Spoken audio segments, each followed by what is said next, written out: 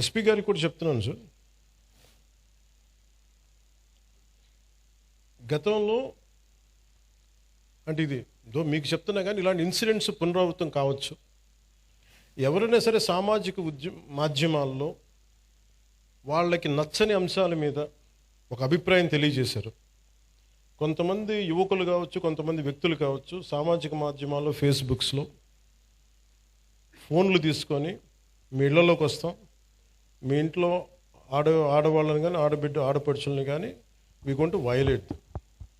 ఇది స్ట్రింజెంట్గా వాళ్ళు చాలా బలంగా చెప్తా ఉన్నారు. ఇది గతంలో కోనసీమలో కూడా జరిగింది. This is becoming a recurring pattern and repeated behaviour.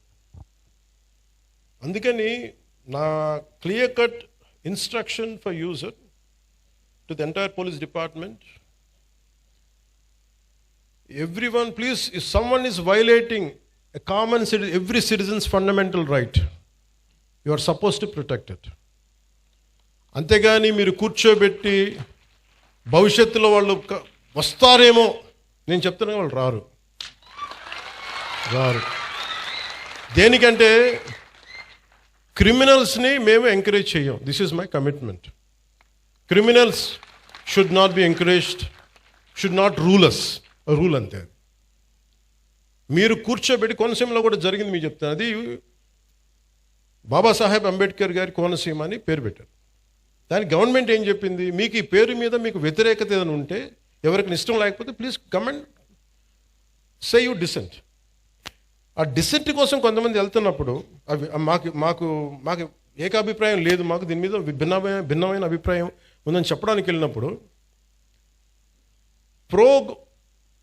Babasaheb Ambedkar గారి పేరు పెట్టుకున్న వాళ్ళు ఆయన పేరు మీద చాలామంది దానికి ఇష్టం లేదని చెప్పిన వాళ్ళందరి కుటుంబాలకు కూడా ఇళ్లలోకి వచ్చి మేము మానభంగాలు చేస్తాం, ఇళ్లలోకి వచ్చి మీ ఆడపిల్లల్ని వైలేట్ చేస్తాం, ఇవన్నీ మాట్లాడుతున్నప్పుడు then government not even one word. Law and order ఏ స్థాయి కొలాప్స్ అయిపోయిందంటే, ఇది ఈరోజు వాళ్ళు అధికారంలో లేకపోయినా still they are creating such belief that rowdyism will rule, criminality will rule. నేను మీకు ఇదే చెప్తున్నాను, ఈ గూండాలందరూ కూడా తొక్కి నార తీస్తాను, ఒక్కొక్కడికి చెప్తున్నాను. ఎందుకంటే నేను చాలా కాలం సహనం పెట్టాను, 2 సంవత్సరాలు మీ గురించి ఎప్పుడు మాట్లాడలా. మీరు రౌడీలాగా అవాకులు చవాకులు పేలితే మీకు చెప్తున్నా, నేను చాలా శాంతంగా ఉన్నా, మంచిగా ఉన్నా. మిమ్మల్ని ఒక మాట మాట్లాడను. మీరు రోడ్ల మీదకి వచ్చి సగటు మనుషులను ఇబ్బందులు పెట్టినా, ఇలాంటి రౌడీ మూకలు ఎవడైనా సరే, ఈరోజు కాకినాడ ఈ టౌన్ హాల్ సాక్షిగా చెప్తున్నా, మాకు భవిష్యత్తులో ఇలాంటి పార్టీ ఒకటి ఉంటుంది. మాకు చిన్న వయసులో మేము పొడి చేసినా మమ్మల్ని రక్షించే మాకు ఒక వ్యక్తి ఉన్నాడు అని మీరు ఎవరన్నా అనుకుంటే, మిమ్మల్ని వాళ్ళు ఎవరూ రక్షించలేరు. కోర్టు కేసులు కానీ పోలీసుల చేతికి దొరికారా, we will make sure you will never ever again think that you would even to do such an act. మీరు ఆలోచించడానికి కూడా భయపడాలి. ఎందుకంటే నాకు వదిలేస్తే ఎలా అయిపోద్దంటే, బీహార్లో లల్లూ ప్రసాద్ యాదవ్ గారి గవర్నమెంట్ టైంలో ఒక ఐఏఎస్ ఆఫీసర్ భార్యని, ఇది రికార్డ్స్లో ఉంది అందుకని చెప్తున్నాను, సంవత్సరాల పాటు గుండాలు తీసుకెళ్ళిపోయాడు భర్త ముందు. It's known case. ఈరోజు కూర్చొని మాట్లాడుతున్నారు చూసారా, ఎస్సీ ఎస్టీ అట్రాసిటీ యాక్ట్ అని సంఘాలని, ఆ రోజు ఒకళ్ళు మాట్లాడలా. Is Dalit officer. సో ఇందులో మీకు ఏం చెప్తున్నానంటే, క్రిమినల్స్కి కులం ఉండదని చెప్తున్నాను. చాలామంది కన్వీనియంట్ పాలిటిక్స్ చేస్తారు. 12 ఏళ్ళ పాప వైలేట్ చేస్తే ఖమ్మంలో నన్ను తిట్టినంతగా కొంతమంది నాయకులు ఆ పాప విషయంలో ఒక్కటి నోరెత్తల. సెలెక్టివిజం, చాలా సెలెక్టివ్ రెస్పాన్స్. నేను అలా నేను అన్నిటికీ రెస్పాండ్ అవుతాను. ఇది నాకు నిజంగా మీ చేత చప్పట్లు కొట్టించుకోవాలను, లేదంటే మీ మన్నను సంపాదించాలని నేను చెప్పట్లా. I feel this is my commitment for my nation. మీరు సీరియస్ చెప్తాను, మీరు కనుక రౌడీలను కనుక మీరు ఎంకరేజ్ చేశారా, గుండాల్ని కనుక మీరు వెనకేసుకొచ్చారా, ఈ దేశాన్ని ఎవడు బాగు చేయలేడు.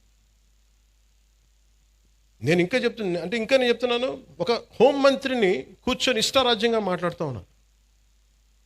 హోంమంత్రిని మాట్లాడుతున్నారు, మేకప్ వేసుకున్నావు, దాన్ని తీస్తే ఒక వాళ్ళు వేసిన చాలామంది నవ్వు వస్తాయేమో, నాకు నవ్వు రాలా. అంటే ఇంట్లో తిరిగే ఒక ఆడబిడ్డ పౌడర్ వేసుకోకూడదు, బొట్టు పెట్టుకోకూడదు, అలంకారాలు చేసుకోకూడదు.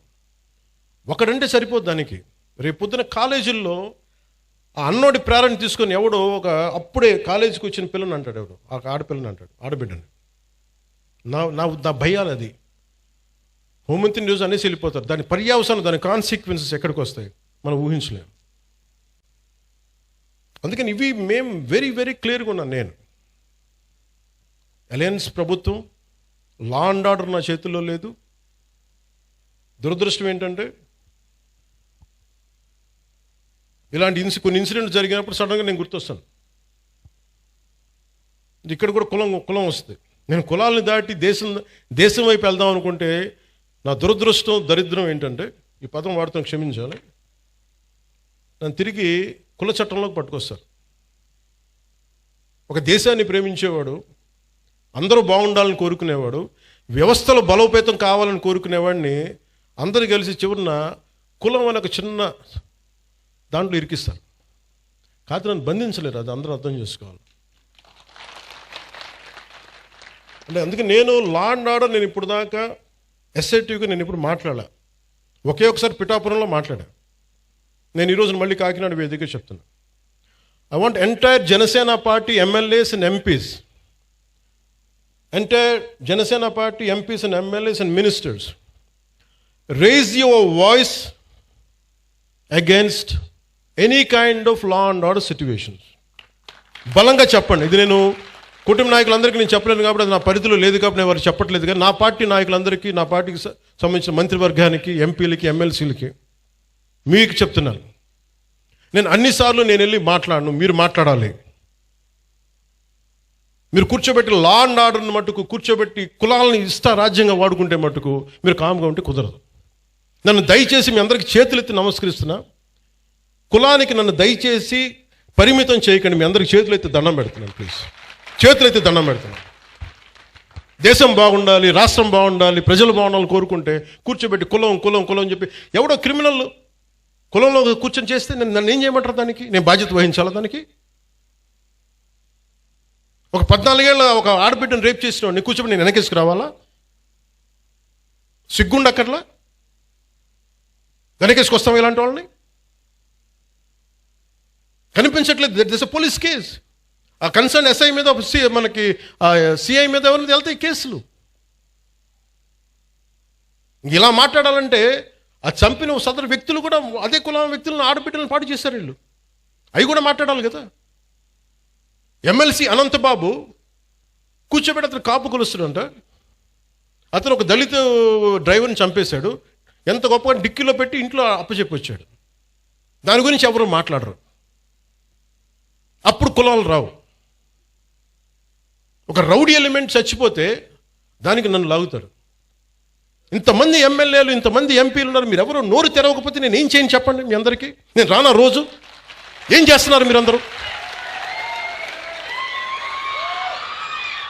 ఇబ్బందిగా ఉంటుంది నాకు. కాదు, నిజంగా మీరు లోపల నుంచి నమ్మాలి. రోడ్ల మీదకి వచ్చారు ఈరోజు జనం.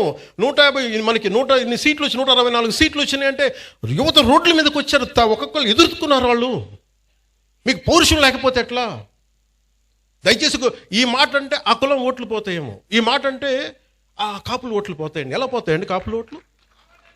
అంటే అలా కాదు. ఇప్పుడు కూర్చోబెట్టి ఎమ్మెల్సీ అనంతబాబు అనేవాడు కూర్చోబెట్టి మర్డర్ చేస్తే అది కాపులందరికీ చెడ్డ పేరా? మీరు చెప్పండి.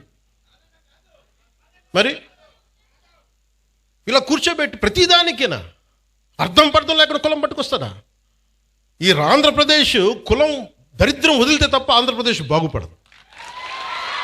ఎంతకాలం పిల్లలు ఇక్కడ ఏమడుగుతున్నారు? భవిష్యత్తు అడుగుతున్నారు. మాకు ఉద్యోగాలు కావాలి, ఉపాధి అవకాశాలు కావాలంటే అవన్నీ ఆలోచించడం వదిలేశారు. ఆ కులం ఎందుకు ఓట్లు పోతాయి? ఏ కులపు ఓట్లను ఎందుకు పోతాయి? మీరు సవ్యంగా పనిచేస్తే మనందరం ఓట్లు ఎందుకు పోతాయి? లా అండ్ ఆర్డర్ని కాపాడితే ఓట్లు పోతాయా? ఇదే చెప్పండి, మీరు మీ గొంతు తెలియాలి వీళ్ళకి. మీరు అందుకే నేను కూర్చోబెట్టి, అలా కాదు, మీకు కూర్చోబెట్టి భయపడతా ఉండి ఎవడు పని చేయగలడు ఈ దేశంలో?